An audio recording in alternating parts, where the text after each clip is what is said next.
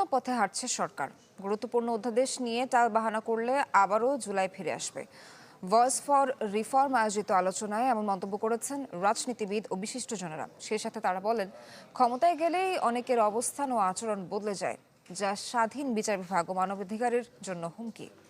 আইনের অনেক কথা আসলে বুঝিয়ে বলা যায় সংসদে, অনেক ঘোর প্যাচ দিয়ে, যেগুলোকে আমরা বলি উকিলি যুক্তি আর কি।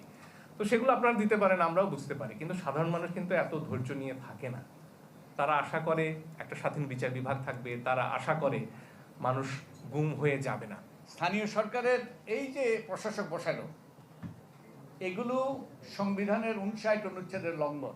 আরও আমরা সেই পুরনো ব্যবস্থাতেই ফিরে যাচ্ছি, যেখানে বিচার ব্যবস্থা স্বাধীন থাকছে না, এখানে রাজনৈতিক হস্তক্ষেপের সুযোগ থাকছে। ক্ষমতায় বসতে গেলে ভোট লাগে, দল লাগে, ঠিক, কিন্তু গণ অভ্যুত্থান করে সরকারকে পালাতে বাধ্য করতে ভোটও লাগে না, দলও লাগে না। ক্ষমতাসীন দল যদি এই মেজরিটির বড়াই দিয়ে আবার পিছনে হাঁটে, তাহলে জাতি আবার পিছায় যাবে, আবার এই 24 আবার এটাকে পুনর্মঞ্চায়ন করতে হবে।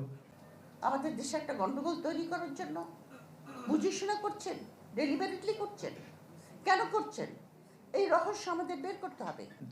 যেখানে সালাউদ্দিন আহমেদ সাহেব নিজে এরকম ভাবে গুম হয়েছিলেন, তিনি কি করে ভাবেন? তিনি তো অবশ্যই এটাকে আরো ভালো করতে চাইবেন। বাস্তবতা হচ্ছে রাজনীতিবিদরা যা বলে আর যা করে তার মধ্যে সাধারণত ফাঁক থাকে। আমাদের অপরাজনীতির এই চেহারার কারণেই সবাই যে কোনো মূল্যে পার্লামেন্টে যেতে চায়।